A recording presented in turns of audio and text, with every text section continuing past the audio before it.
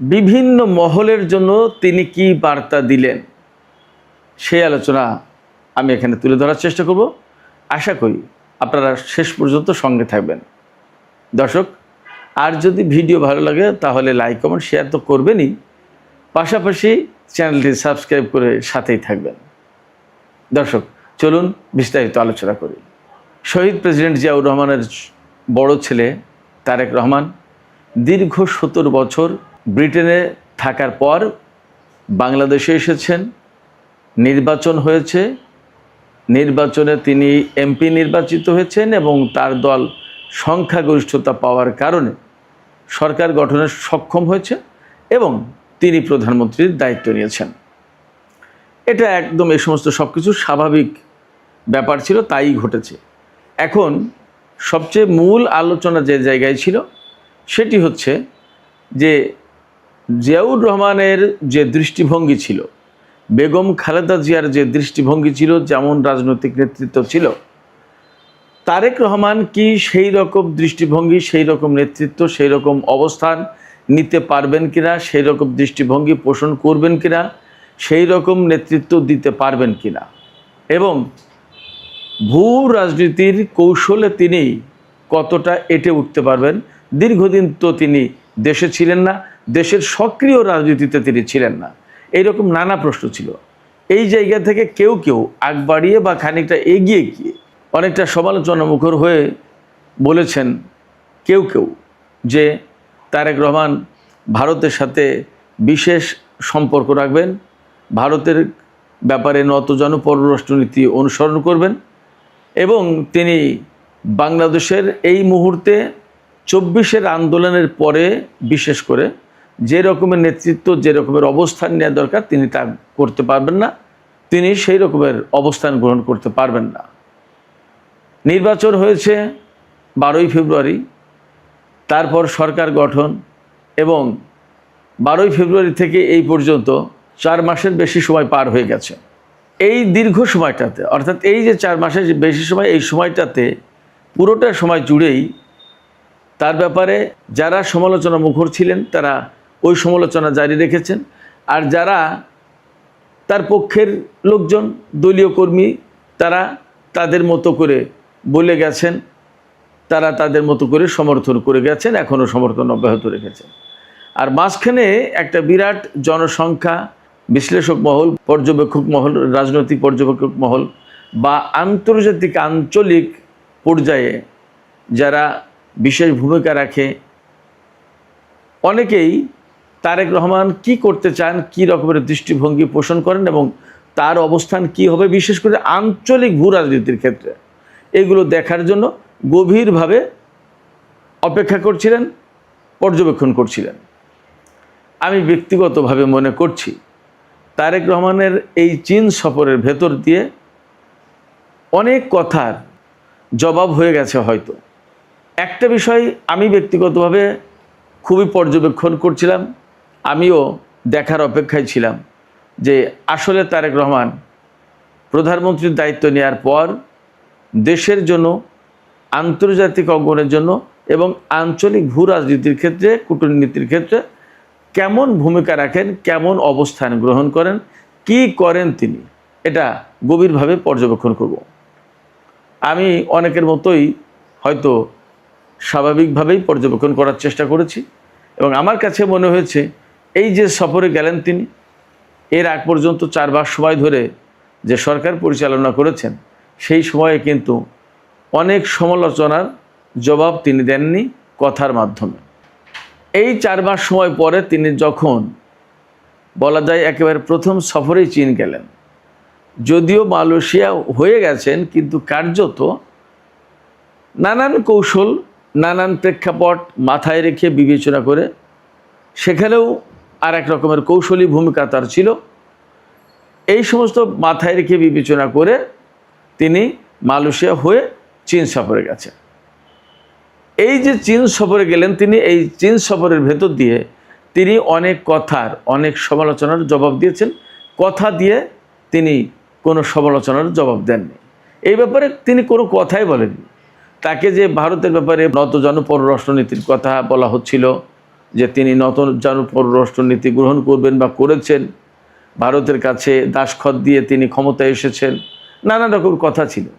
এটা আমিও বোঝার চেষ্টা করছিলাম আসলে তিনি কি করেন, কি বলেন। বিএনপির পক্ষ থেকে তার লোকজন, তার নেতাকর্মীরা নানা রকমের নানা কথাবার্তা বলেছেন, কিন্তু তারেক রহমান এই ব্যাপারে তেমন একটা খুব কিছু বলেননি। বরং আমার মনে হয় যে তিনি অপেক্ষায় ছিলেন যে কথায় নয় কাজেই জবাব হবে। ওই যে কবিতা আছে না, কথায় না বড় হয়ে কাজে বড় হবে। তিনি কাজের ভেতর দিয়ে, বাস্তবতার ভেতর দিয়ে তিনি তার জবাব দিয়েছেন। রবীন্দ্রনাথের একটা গান আছে সম্ভবত, এটা কবিতাও হতে পারে, গান তো আমি শুনেছি, যে অনেক কথা যাও যে বলে কোনো কথা না বলে, তোমার ভাষা বোঝার আশা দিয়েছি জলাঞ্জলি। এই যে 4টা লাইন, এই 4টা লাইন কিন্তু খুব দার্শনিক তত্ত্ব আছে। আবার অনেকে হয়তো রবীন্দ্রনাথের নাম শুনে আবার অনেকে ভাবতে পারেন যে যারা রবীন্দ্রনাথকে পছন্দ করে না তারা হয়তো বলতে পারেন যে রবীন্দ্রনাথের একটা উদ্ধৃতি টানলেন সিরাজ ভাই। আমি আপনাদের কাছে আমার অবস্থান পরিষ্কার করি, সেটা হচ্ছে যে আমি কিন্তু একেবারে, আমি যেহেতু সাংবাদিকতা করি, সেক্ষেত্রে আমার সব মহলে সব জায়গায় মোটামুটি একটা ইন্টারাকশন থাকে, অবস্থান থাকে, যাওয়া আসা থাকে, ইত্যাদি ইত্যাদি। তাই বলে যে আমার ব্যক্তিগত কোনো দর্শন নেই, চিন্তা নেই, আমার কোনো আবেগ অনুভূতি নেই, বা আমার কোনো অবস্থান নেই, পছন্দ নেই, ভালো লাগা নেই, তা কিন্তু না। নিশ্চয়ই আছে। আমি জাতীয়তাবাদী চিন্তা করি, আমি দেশকে নিয়ে ভাবি, আমি ইসলাম সম্পর্কে ভাবি, ইসলামী আচরণ, ইসলামী উম্মা, ইসলামী দর্শন, এগুলো নিয়ে ভাবি, কাজ করি। আবার দেশ এবং দেশের স্বার্থ যখন, তখন কিন্তু আমি প্রচণ্ডভাবে অনড় অটল, এখানে কোনো আপোষ হবে না। জাতীয় স্বাধীনতা, সার্বভৌমত্বের যে প্রশ্ন, সেখানে কিন্তু আমি সাংবাদিকতা করি আর যাই করি, ওই জায়গায় একেবারেই অনড় অটল অবস্থান, সেখানে কোনো আপোষ নেই। তো যাই হোক, সাংবাদিকতা করার সূত্রেই বিজ্ঞান, সাহিত্য, সংস্কৃতি, কবিতা, গান, গল্প, ছোট সাহিত্য, উপন্যাস, অনেক কিছুই টাচ করে দেখার প্রয়োজন আসে, প্রশ্ন আসে। তো রবীন্দ্রনাথের যে কথাটা, এটা অনেকটা দার্শনিকের মতো বলছিলাম এই কারণে যে অনেক কথা যাও যে বলে কোনো কথা না বলে, অর্থাৎ কোনো কথা আপনি বলছেন না, কিন্তু এই যে কোনো কথা বলছেন না, এই না বলা কথার ভেতর দিয়েই অনেক কথা বলা হয়ে যাচ্ছে। রবীন্দ্রনাথ এইটাই বলতে চেয়েছেন যে তোমার ভাষা বোঝার আশা দিয়েছি জলাঞ্জলি, অর্থাৎ তুমি যে কোনো কথা না বলে অনেক কথা বলে যাও, তোমার ভাষা বোঝার আশা দিয়েছি জলাঞ্জলি, আমি আর ওই ভাষা বোঝার আশা আর আমি রাখি না। যা হোক, সেটা আরেক দিক। তো তারেক রহমান সম্ভবত এই অনেক কথা না বলে বড় কাজের ভেতর দিয়ে তিনি তার সমালোচকদের জবাব দিলেন। এই জবাবের একটা অংশ তার সমর্থক কর্মী, তার হিতাকাঙ্ক্ষী যারা, তাদের পক্ষেও, মানে তাদের জন্য হয়ে গেল। তারা হয়তো এতদিন খুব স্ট্রংলি কিছু বলতে পারছিলেন না, এখন হয়তো স্ট্রংলি বলার উপজীব্য উপকরণ পেয়ে গেলেন। যা হোক, আমি যে কথাটা বলতে চাই, মূল আলোচনায় যেখানে যেতে চাই, সেটি হচ্ছে যে প্রেসিডেন্ট জিয়াউর রহমান, তার উত্থান, তার রাজনীতি এবং বাংলাদেশি জাতীয়তাবাদী রাজনীতির যে দর্শন, এইটা গ্রহণের মূল কারণ ছিল যেটা, সেটা তার ভেতরে, তার পেছনে ভারতীয় অনেকটা আধিপত্যবাদী যে নীতি, বা বাংলাদেশের সাথে তাদের যে বড় ভাই সুলভ আচরণ, এই বিষয়ের বিপরীতে দাঁড়িয়ে এই বাংলাদেশি জাতীয়তাবাদী দর্শনের তিনি সূচনা করেছিলেন, যাত্রা করেছিলেন। এবং তার রাজনীতির, তার দর্শনের, তার কর্মকাণ্ডের, তার কর্মসূচির একটা বড় অংশ ছিল ভারতের সাথে চোখে চোখ রেখে কথা বলা, ভারতের সাথে বাংলাদেশের স্বার্থ একেবারে সমানে সমানে আদায় করার চেষ্টা করা, আদায় করার দর্শন। অনেকেই বলে থাকেন যার কারণে তাকে জীবন দিয়ে হয়তো মূল্য দিতে হয়েছে। তিনি যদি হয়তোবা ভারতের ব্যাপারে আপোষকামী অবস্থান বা নরম অবস্থান গ্রহণ করতেন, তাহলে হয়তো তাকে জীবন দিতে হতো না। প্রেসিডেন্ট জিয়াউর রহমান শহীদ হয়ে যাওয়ার পর বেগম খালেদা জিয়া বিএনপির হাল ধরেন, এবং তিনিও কিন্তু একই রকমের দর্শন, একই রকমের মনোভাব, একই রকমের চিন্তা সামনে নিয়ে রাজনীতি শুরু করেন। তিনি কিন্তু শহীদ প্রেসিডেন্ট জিয়াউর রহমানের যে মূল নীতি আদর্শ সেই জায়গা থেকে সরে আসেননি। অনেকেই বলে থাকেন যে প্রেসিডেন্ট জিয়াউর রহমান এবং খালেদা জিয়া তাদের দুইজনের মতো তারেক রহমান কি অবস্থান নিতে পারবেন, এবং তিনি যেহেতু দীর্ঘদিন দেশে ছিলেন না সে কারণে তার পক্ষে কি এটা সম্ভব। এই জায়গায় আমিও অনেকের মতোই বিষয়টা দেখতে চেয়েছিলাম। সেই জবাব তিনি এই সফরের ভেতর দিয়ে অনেকটা দিয়ে দিলেন। চীন সফরে তারেক রহমানের যাওয়ার অর্থ এই না যে ভারতের সাথে শত্রুতা তিনি শুরু করেছেন।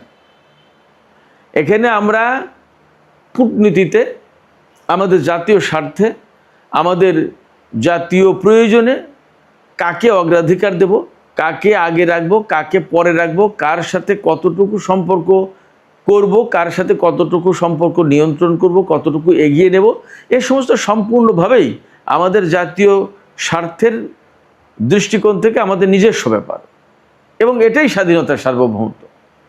আমরা যদি নিজেদের নীতি আদর্শ পলিসি, আমাদের স্বার্থ সুবিধা, আমাদের ভালো লাগা মন্দ লাগা, এইগুলো যদি আমরা আমাদের নিজেদের মতো করে সেট করতে না পারি, ঠিক করতে না পারি, তাহলে কিন্তু এই দেশে স্বাধীনতার সার্বভৌমত্বের কোনো অর্থ হয় না।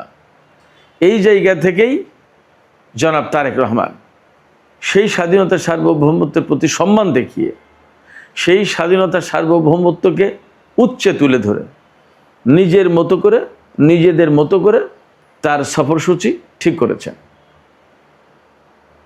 তারেক রহমান বা বিএনপি ক্ষমতা আসার পরপরই ভারতের প্রধানমন্ত্রী নরেন্দ্র মোদী তারেক রহমানকে ভারত সফরের আমন্ত্রণ জানিয়েছেন।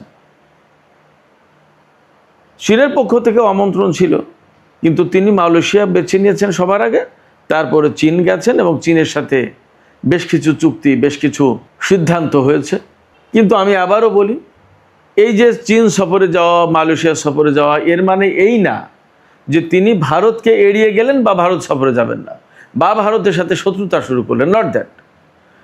একেবারেই বাংলাদেশের সরকারের বা বাংলাদেশের স্বার্থে বা বাংলাদেশের প্রয়োজনে যে কাজটা করা দরকার তিনি সেই কাজগুলো আঞ্জাম দেওয়ার ব্যবস্থা করেছেন, সেই কাজগুলোর আয়োজন করার চেষ্টা করেছেন, সেই কাজগুলো সম্পন্ন করার চেষ্টা করছেন। কোনো কাজ শুরু করলেন, কোনো কাজ সম্পন্ন করার চেষ্টা করছেন, এই হলো ব্যাপার। হয়তো এরপরেই ভারত সফরে যাবেন, অথবা আমেরিকা বা ব্রিটেন বা মধ্যপ্রাচ্যের কোনো দেশ সফরে যাবেন, ভারত সফরও করবেন। আমাদের যেহেতু স্বাধীন পররাষ্ট্রনীতি আছে এবং আমরা কাউকে প্রভু হিসেবে গ্রহণ করি না বিদেশে, আমাদের সবাই বন্ধু, কেউই প্রভু নয়। সেক্ষেত্রে আমরা আমাদের বন্ধু হিসেবে এখানে আমাদের প্রয়োজনীয় নিরিখে আগে চীন সফর করলাম, তারেক রহমান সেই কাজটা করলেন। যখন প্রয়োজন হবে, যখন আমাদের যে স্বার্থের প্রশ্ন, হয়তো ভারতের সাথে আমাদের যে সমস্ত বিষয় আছে সে সমস্ত বিষয়ে কাজ করার জন্য আরও হোমওয়ার্ক প্রয়োজন।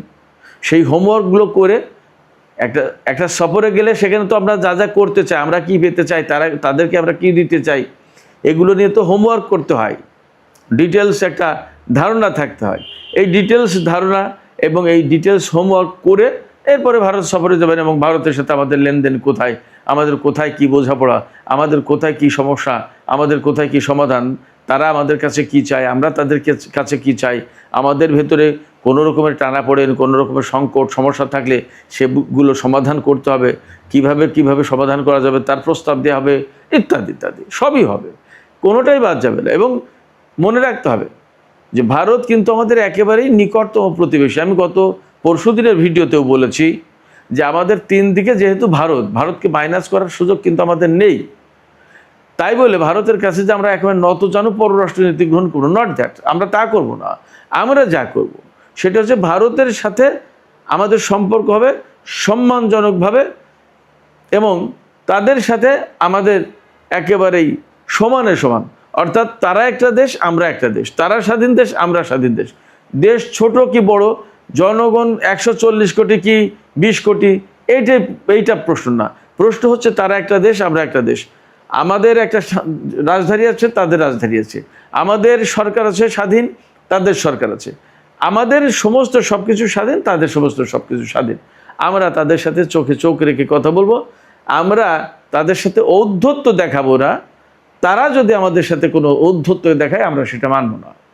আমাদের নীতি তো এইটা হবে, এবং এই প্রেক্ষাপটে ভারতের সাথে যে সমস্ত আনসলভড বিষয়গুলো, ইস্যুগুলো রয়েছে, সেগুলো সলভ করার জন্য আমার বিশ্বাস যে অনেক বেশি হোমওয়ার্ক প্রয়োজন। এই হোমওয়ার্ক করার জন্য আমাদের সময় লাগবে। হয়তো তারেক রহমান সেই সময়টুকু নিচ্ছেন। নিশ্চয়ই তিনি ভারত সফরে যাবেন। ভারতের সাথে বাংলাদেশের সম্পর্ক আমরা আশা করব উন্নত হবে। উন্নত হবে এই কারণে, আমি আবারও বলি, প্রতিবেশী কিন্তু পাল্টানো যায় না। প্রতিবেশী প্রতিবেশীর জায়গায় থাকবে। আমরা যেমন তাদের প্রতিবেশী, তারা আমাদের প্রতিবেশী। অর্থাৎ দুই প্রতিবেশী, তাদের ভেতরে যদি সম্পর্ক সুন্দর না থাকে, তাহলে কিন্তু আসলে প্রকৃতপক্ষে একেবারে জীবনটা ঝাঁঝরা হয়ে যায়, তছনছ হয়ে যায়। কেন? প্রতিদিন আপনি সকালবেলায় ঘুম থেকে উঠে প্রতিবেশীর মুখ দেখবেন, আপনি রাতে ঘুমানোর আগ পর্যন্ত প্রতিবেশীর পাশে থাকতে হবে আপনাকে। এখানে যদি প্রচণ্ড রকমের টানাপোড়েনের সম্পর্ক থাকে, তাহলে আপনার ভেতরে কখনোই আপনি মানসিক শান্তিতে থাকতে পারবেন না, কখনোই শান্তিতে থাকা যাবে না। সবসময় ভেতরে ভেতরে একটা অশান্তি, একটা খটমটি সম্পর্ক থাকবে, টানাপোড়েনের সম্পর্ক। এই সম্পর্ক একেবারেই গ্রহণযোগ্য না। এটা কোনো মতেই একটা দেশ, একটা জনপদ বা কোনো ব্যক্তি তার প্রতিবেশীর সাথে বা তাদের প্রতিবেশীর সাথে এইরকম টানাপোড়েনের সম্পর্ক নিয়ে ভালো থাকতে পারে না। আমরা ভারতের সাথে যদি খুবই বাজে সম্পর্কের দিকে নিয়ে যাই, দ্বিপক্ষীয় সম্পর্ক, সেটা কিন্তু আমাদের জন্য যেমন সুখকর হবে না, তেমনি তাদের জন্য সুখকর হবে না। একই রকমভাবে ভারতকেও চিন্তা করতে হবে। যার কারণে এই যে এই সময় পুশিনের যে সংকটটা তৈরি করেছে ভারতের পক্ষ থেকে, এই সংকটটা এখনই এখানেই বন্ধ করা উচিত। যা হোক, আমি বলছিলাম চীন সফরের কথা। চীন সফরের কেন জবাবটা হলো, কিভাবে জবাব দিলেন তিনি? ওই যে আগেই বলেছি, অনেকে বলছিলেন যে তারেক রহমান হয়তো নতজানি পররাষ্ট্রনীতি নেবেন ভারতের ব্যাপারে। এখানে যে জবাবটা হলো সেটা হচ্ছে এই, আমি আবারও বলছি যে আমরা বা বাংলাদেশ সরকার বা বাংলাদেশ সরকারের প্রধান নির্বাহী হিসেবে প্রধানমন্ত্রী তারেক রহমান, তিনি এমনটি চাইছেন না যে ভারতের সাথে আমাদের আজই যুদ্ধ লেগে যাক, আজই শত্রুতাপূর্ণ সম্পর্ক শুরু হয়ে যাক, মার কাট কাট সম্পর্ক আমরা চাই না। কিন্তু যেহেতু ভারতের সাথে চীনের একটা ভিন্ন মাত্রার সম্পর্ক, সেই ভিন্ন মাত্রার সম্পর্কের প্রেক্ষাপটে তারেক রহমান যদি সর্বপ্রথম চীন সফর করেন, তাহলে স্বাভাবিকভাবেই মানুষ ধরে নেয় যে তিনি ভারতকে এড়িয়ে চীন সফর করলেন। যদিও ভারতকে এড়ানো না এড়ানোর প্রশ্ন না, আমি আগেই বলেছি ভারতের সাথে যে সমস্ত বিষয় রয়েছে সেখানে হয়তো অনেক হোমওয়ার্কের প্রয়োজন, সেইগুলোর জন্য হয়তো he is taking time, but তিনি ভারত সফর করবেন। তারপরেও এটা একটা জবাব হতে পারে তাদের জন্য যারা মনে করে যে তারেক রহমান ভারতের ব্যাপারে নতজানু পররাষ্ট্রনীতি গ্রহণ করবেন। দেখুন, তিস্তা প্রকল্পে যখন বাংলাদেশ সেখানে একটা বাঁধ নির্মাণ করবে, পানি ধরে রাখার ব্যবস্থা করবে, আমাদের উত্তর অঞ্চলে জনজীবনকে স্বাভাবিক করবে তিস্তার পানির মাধ্যমে, অথচ ভারত তিস্তার পানি দিয়েই আমাদের উত্তর অঞ্চলের জনজীবন মারাত্মক রকমের সংকটাপন্ন করে তুলেছে। কীরকম? ওই যে গ্রীষ্মকালে পানি না দিয়ে আর বর্ষাকালে পানি দিয়ে, অর্থাৎ পানি দিয়েই আমাদের জনজীবন সেখানে দুর্বিষহ করে তুলেছে। সেই তিস্তা প্রকল্পের যখন সমাধান করতে যাই আমরা, তার মানে দাঁড়ায় ভারত যেটা চাইছে, ভারত যেটা করছে তার বিপরীতে আমরা অবস্থান নিলাম। তারেক রহমান তো সেই কাজটা করেছেন, এবং সেই কাজে ভারতের একেবারে বলা যায় যে জানি শত্রু যেটা চীন, সেই জানি শত্রুর সহযোগিতা নিচ্ছে। তাহলে এটা কার্যত ভারত যে দৃষ্টিভঙ্গিটা পোষণ করে আসছে তিস্তার ব্যাপারে, দীর্ঘদিন যাবৎ তিস্তার চুক্তি হবে হবে করে ঝুলিয়ে রেখে আমাদেরকে সেই চুক্তি দেয়নি, এবং আমাদেরকে সেই চুক্তির বা তিস্তার সুফল পাওয়ার সুবিধা থেকে বঞ্চিত করেছে। সেই জায়গায় চীনের সাথে এই ব্যাপারে সমঝোতা করে বা চুক্তি করে বা তাদের সাথে আলাপ আলোচনা করে অনেক বড় কিছু করতে যাচ্ছেন, এবং এটা অলরেডি ডিসাইডেড। সেক্ষেত্রে এটা কি নতজানু পররাষ্ট্রনীতির ভিতরে পড়ে না। সীমান্তে যখন পুশিং করছে বা করার চেষ্টা করছে, একটা মানুষকেও তো আজ পর্যন্ত আমি যতদূর জানি একজন সাংবাদিক হিসেবে খবর রাখি, সাংবাদিক হিসেবে না বলেও সংবাদকর্মী হিসেবে বলেন আপনারা, একজন সংবাদকর্মী হিসেবে যখন খবর রাখি, এখনও পর্যন্ত একজন ব্যক্তিকেও ভারতের বিএসএফ বাংলাদেশের ভেতরে পুশিং করতে পারেনি। হ্যাঁ, এই সমস্যাটার সমাধান হওয়া দরকার। কীরকম? আমাদের বাংলাদেশের কোনো মানুষ যদি অবৈধভাবে ভারতে থাকে, তাহলে আসলে থাকা উচিত না, তাদেরকে ফেরত আনা দরকার, কিন্তু তার একটা প্রক্রিয়া আছে, একটা সুন্দর রূপ আছে, সেই সুন্দর রূপে সেই সুন্দর প্রক্রিয়া অনুসরণ করতে হবে। এটা নিয়ে হয়তো আলাপ আলোচনা হবে। বাট সরকারের পক্ষ থেকে তো বিজেপিকে একদম কড়া নির্দেশনা দেওয়া হয়েছে যে সীমান্তে ভারতের এই তৎপরতা কোনোভাবেই যেন গ্রহণ করা হয় না, মেনে নেওয়া হয় না। এবং আমরা দেখেছি যে বিজেপির পাশাপাশি সীমান্তে সাধারণ মানুষ কীভাবে বিএসএফের মুখোমুখি দাঁড়িয়ে এই পুশিনের চেষ্টা বারবার ব্যর্থ করে দিচ্ছে। সেক্ষেত্রে বাংলাদেশের মানুষ যেটা প্রত্যাশা করে, একজন সরকারের প্রধান ব্যক্তি হিসেবে কেন তারেক রহমান সেদিকে যাবেন না? অবশ্যই যাবেন, না যাওয়ার কোনো কারণ নেই।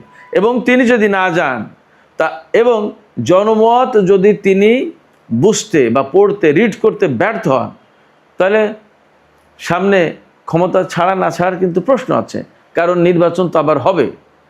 এই সমস্ত সব বিষয় কিন্তু তাকে মাথায় রাখতে হচ্ছে। অতএব চীনের সাথে কেমন সম্পর্ক করা উচিত, ভারতের সাথে কেমন সম্পর্ক করা উচিত, আমাদের স্বাধীনতার সার্বভৌমত্ব, আমাদের জাতীয় স্বার্থ, এই জায়গায় কেমন অবস্থান গ্রহণ করা উচিত, আমাদের কূটনৈতিক অবস্থানটা কি হবে, আমাদের বহির্বিশ্বে এবং আঞ্চলিক ভূ রাজনীতির ক্ষেত্রে অবস্থান কি হবে, সমস্ত সব কিছু তার মাথায় রাখতে হচ্ছে। না রাখলে তো তিনি পরবর্তী নির্বাচনে বৈতরণী পার করতে পারবেন না। তাহলে অতএব এই বিষয়গুলো তাকে মাথায় রাখতে হচ্ছে, তিনি মাথায় রেখেছেন এবং সেইভাবেই এগিয়ে যাচ্ছেন।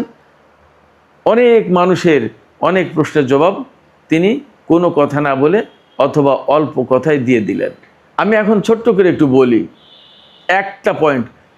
15 দফা যৌথ ঘোষণা হয়েছে। সর্বপ্রথম প্রেসিডেন্ট জিয়াউর রহমান যখন চীন সফরে গিয়েছিলেন তখন একটা যৌথ ইশতেহার ঘোষণা হয়েছিল। 2005 সালে যখন বেগম খালেদা জিয়া সরকারে, তখন দ্বিতীয়বার যৌথ ইশতেহার ঘোষণা হয়েছিল চীন সফরে গিয়ে। আর এই তৃতীয়বার 2026 সালে তারেক রহমানের সময় চীনের সাথে বাংলাদেশ সরকারের যৌথ ইশতেহার ঘোষণা হলো। এটা অনেক বড় গুরুত্ব বহন করে। এই যে যৌথ ইশতেহার অনেক বড় গুরুত্ব বহন করে। যৌথ ইশতেহার মানে কি? রাজনৈতিক দলগুলো নির্বাচনের আগে ইশতেহার ঘোষণা করে না, তারা কি কি করতে চায় দেশের জন্য, মানুষের জন্য, সমাজের জন্য, তার একটা ডিক্লারেশন দেয়। এই যৌথ ঘোষণায় চীন এবং বাংলাদেশ কি করবে তার একটা ঘোষণা এসেছে। আমি এখানে একটা মাত্র পয়েন্ট আলোচনা করি, একটা মাত্র পয়েন্ট যেটা খুব গুরুত্বপূর্ণ, আপনাদের ভিতরে সবচেয়ে বেশি প্রত্যাশা। 2+2 কৌশলগত যে আলোচনা হবে এই ব্যাপারে চীন এবং বাংলাদেশ সম্মত হয়েছে। 2+2 কৌশলগত আলোচনাটা কি জানেন? 2+2 কৌশলগত আলোচনা হচ্ছে যে আমাদের বাংলাদেশের পক্ষ থেকে একজন পররাষ্ট্রমন্ত্রী এবং একজন প্রতিরক্ষামন্ত্রী আলোচনা করবেন চীনের একজন প্রতিরক্ষামন্ত্রী এবং একজন পররাষ্ট্রমন্ত্রীর সাথে। অর্থাৎ এই যে 4 জন মন্ত্রীর একটা বৈঠক, এক অনুষ্ঠানে এক বৈঠকে এই 4 মন্ত্রী বসবেন এক টেবিলে, এ পাশে 2 জন, ওই পাশে 2 জন।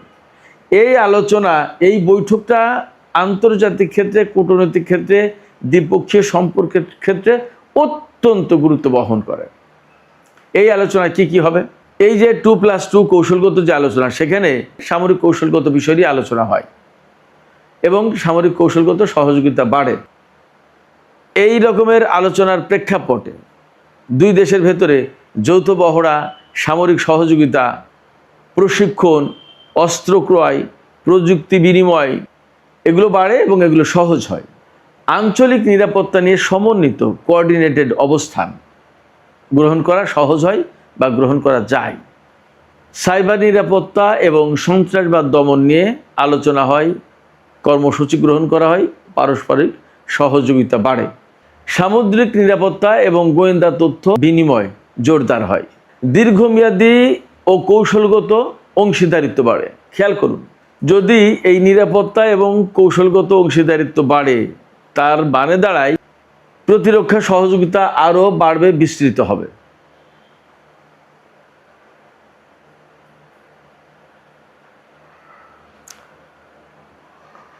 প্রতিরক্ষা প্রযুক্তি নিয়ে দীর্ঘমেয়াদী পরিকল্পনা করা সহজ হয়।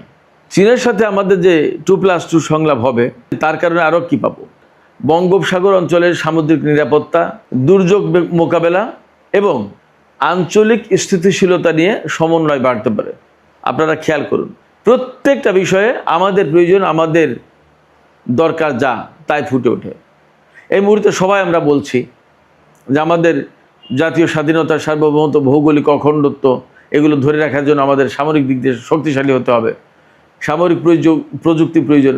এই যে শক্তিশালী হতে হবে, সামরিক প্রযুক্তি প্রয়োজন, এর জন্য প্রশিক্ষণ প্রয়োজন, এই জন্য অস্ত্র কেনার প্রয়োজন। এর প্রত্যেকটা বিষয় নিয়ে চীনের সাথে আলোচনা হবে। খেয়াল করুন, এই যে চীনের সাথে এইগুলো হলো, এইগুলো হওয়ার কারণে আমাদের ভারতের সাথে পরবর্তী ধাপে আলোচনা করতে সুবিধা হবে যে আমাদের এই আছে, আমাদের আর কি প্রয়োজন, এবং আমরা ভারতের সাথে আর কি আলোচনা করতে পারি, বা কোনটুকু করব কোনটুকু করব না। এবং আমাদের চীনের মতো একটা শক্তির সাথে যখন আমাদের এইরকম সমন্বয়, সহযোগিতা বেড়ে যাবে, তখন ভারতের সাথে চোখে চোখ রেখে কথা বলতে তো আমাদের জন্য আরও সহজ হবে। ফলে প্রধানমন্ত্রী তারেক রহমান চীন সফরের ভেতর দিয়ে অনেক বলা কথার জবাব দিয়েছেন, কোনো কথা না বলে। সুপ্রিয় দর্শক, এখনকার আলোচনা এখানেই শেষ করতে চাই। আপনারা এতক্ষণ যারা সঙ্গ দিলেন তাদের সবাইকে অনেক অনেক ধন্যবাদ। যাবার আগে আপনাদের কাছে একটু জানতে চাই, আপনাদের কি মনে হয় যে প্রধানমন্ত্রী তারেক রহমানের চীন সফরের ভেতর দিয়ে আসলে বাংলাদেশ একটা শক্তিশালী অবস্থান নেওয়ার চেষ্টা করছে আন্তর্জাতিক এবং আঞ্চলিক অঙ্গনে? আপনাদের মতামত কমেন্টে জানাতে পারেন। আর ভিডিও ভালো লাগলে লাইক, কমেন্ট, শেয়ার করবেন। আবারও বলি, আর চ্যানেলটি সাবস্ক্রাইব করে সাথেই থাকবেন। দর্শক, আপনাদের সবাইকে অনেক অনেক ধন্যবাদ। আল্লাহ হাফেজ।